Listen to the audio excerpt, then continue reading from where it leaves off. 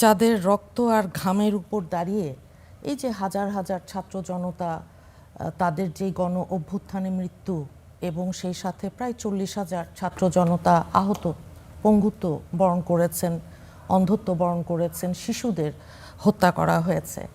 এটা তো জুলাইয়ের ওই 36 দিন যে আমরা যেটা বলি না, তার আগে যে 17 বছর, তার আগে 17 বছর বিএনপি আমরা কি করেছি? গণ অভ্যুত্থানে বিএনপির 422 জন নেতাকর্মী ইন্তেকাল করেছেন।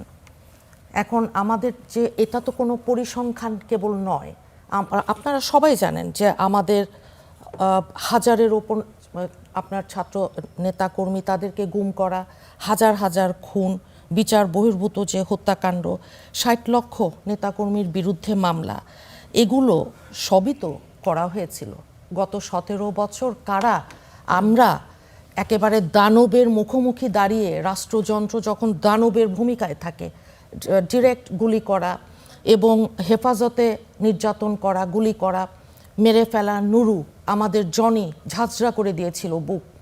তো এই রকম অবস্থায় আমাদের কর্মীরা, আমরাই তো নির্ঘুম উপাস বাসায় থাকতে পারিনি।